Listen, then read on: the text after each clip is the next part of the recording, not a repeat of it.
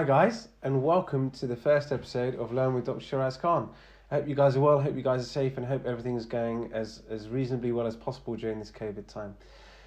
So today's episode 1. The first 2 episodes are focused on restoring the upper first or second molars. The anatomy is grossly the same, has the same features, one is just more compressed than the other. We're going to be focusing on the upper 7 today, and I'm going to be showing you the cusp-by-cusp layering method. In a subsequent video, I'll be showing the bulk technique, or the fast modelling technique as some people may know it as, but today is going to be the cusp-by-cusp method. I hope you enjoy it, I hope you like the videos, hope you guys are all safe, and if you like it, subscribe, turn post notifications on, and share it with your friends. Look forward to seeing you guys soon. Hi guys, so here we are with the upper right 7, and we're just layering the first layer of the body of the what we'd call dentine. I often use a micro brush to adapt it and obviously cure. I still am trying to do it in 2 increments because I don't want to obviously put too much shrinkage stress, but we can talk about that on another webinar really. But the main idea is really just to try and adapt it. If you do get hair stuck in, it's always important to try and remove them as best as you can. So the first step really for me when I'm doing an upper molar is to try and create that oblique ridge. Now the oblique ridge is probably the most pivotal part of the anatomy of the upper molars, so trying to get this in the right position, in the right place, is often key to trying to ensure that you're getting the right anatomy. Now you obviously I use probes or micro brushes often, but I'll also use composite brushes as well. It just helps to adapt the restorative material against the cusp slope, so it just makes it easier. So you try and amend the shape. Once you're happy with it, you just do some fine adjustments with the probe just to create the shape that you're hoping for, and then again I'm going to cure. So then I start the buccal aspect of the oblique ridge, and again you're going to put your increment down, and I'm using the majority of the probe really to just adapt the material, take excess away. Yes, I'm using brushes, yes I'm using micro brushes as well, trying to adapt the material, but I'm just trying to create the grooves in the sort of anatomical features that I need. Again, utilization of the brush is really important because what it does just allows for seamless adaptation. The other thing that I think people sometimes often miss is that excess.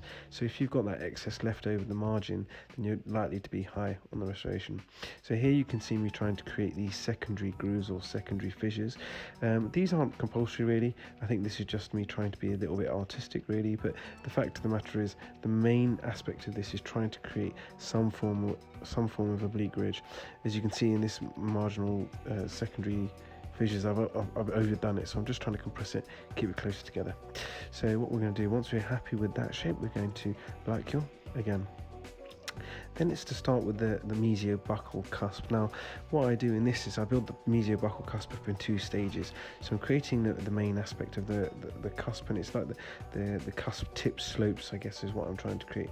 And again I'm using the brush to adapt the material as best as possible. Now here you saw me use the acorn tipped instrument, which is part of the fissure if you use the LMR kit, when it just helps to adapt the material. Now I'm creating the second part of the mesial buccal cusp here. You don't have to do it this way, you can do it all in 1 increment, but I wanted to try and create a specific shape, which incidentally I get wrong in this video, and I'll show you how I correct that.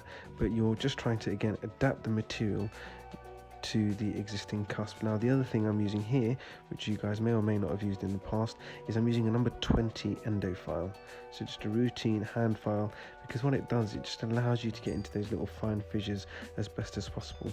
Once you've done that and you've cured, you're then going to go to the mesiopalatal, which is probably the most prominent cusp when it comes to upper molars. So again, just trying to sort of squeeze the material in. If you need to add more material, you can do. Ensure there's not too much excess over the cusp tip, and just fine adaptation of the material to ensure that you're getting as much material into the right position as possible. Remember that the idea of sculpting your composite or your resin at this stage is really trying to get it as close to ideal as possible. I'll only tend to really have to significantly finish the restoration if I've got the anatomy wrong. Really what I should be just doing is polishing. So once I've removed the majority of the excess, I'm happy with the shape. I'm going to again go in and highlight those fissures or secondaries with a number 20 endo file. And yeah, once you're happy with that, you can see here I've created a little void which I correct by adding just a little bit more composite, which you can see I've done there. on the mesial buccal. Now I've added already the increment on the distal marginal ridge, and again I'm using the anatomy of the existing tooth to guide where my little mini lobes are going to be. Once you've done that, obviously you can just refine, remove any excess again, and the endo-file really does come into its own to get into those fine little grooves. Finally, I'm going to use a micro brush to adapt and cure. The last part of the restoration now, so we're on the mesial marginal ridge, and this gives, you try and get as much material in as you can, and what you're trying to do is just create these secondary little grooves in the mesial marginal ridge. Now again, are they required? No. Do you have to do them? No, not necessarily, but I obviously wanted to show you how you can do as much detail as is reasonable possible. Now this video is sped up to about approximately twice normal speed, so the video I think takes in something like 6.5 minutes. The restoration itself probably took about 12, and this is perhaps more than I would be doing for every case, because I've included some secondary anatomy. The micro brush is fantastic to try and get rid of any excess and just create that appropriate marginal adaptation. You're going to cure that, and then you've got your finished restoration. I hope you've enjoyed it. I hope it's been insightful. Please don't forget to like, turn notifications on, and share with your colleagues. Thanks so much.